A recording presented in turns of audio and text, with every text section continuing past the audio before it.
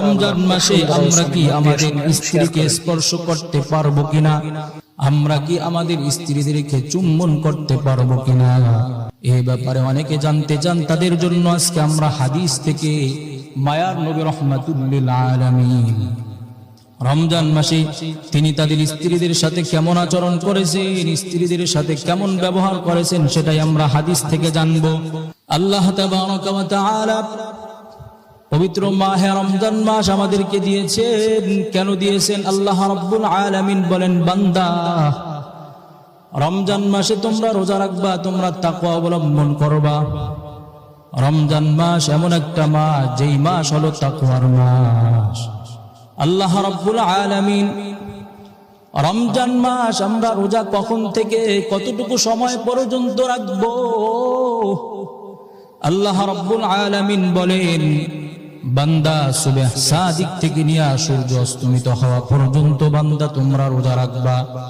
তোমরা খাওয়া পান করা থেকে বিরত থাকবা এবং তোমাদের হালাল স্ত্রী সহবাস থেকেও তোমরা বিরত থাকবা। আল্লাহর প্রিয় বান্দারা, অনেক বান্দারা জানতে চান, হুজুর রমজান মাসে স্ত্রী সহবাস করা যাবে না।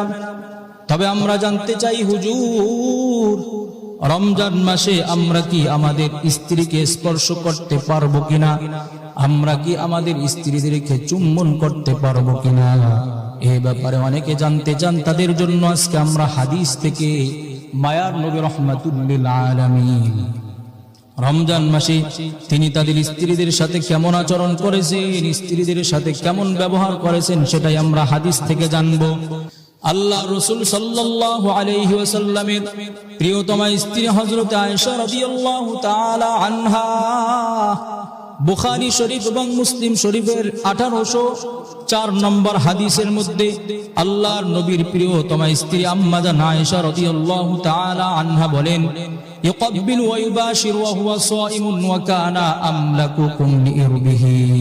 আল্লাহ রাসূল সাল্লাল্লাহু আলাইহি ওয়া আলিহি ওয়াসাল্লাম পবিত্র মাহে রমজান মাসে তিনি স্ত্রীদেরকে স্পর্শ করতেন।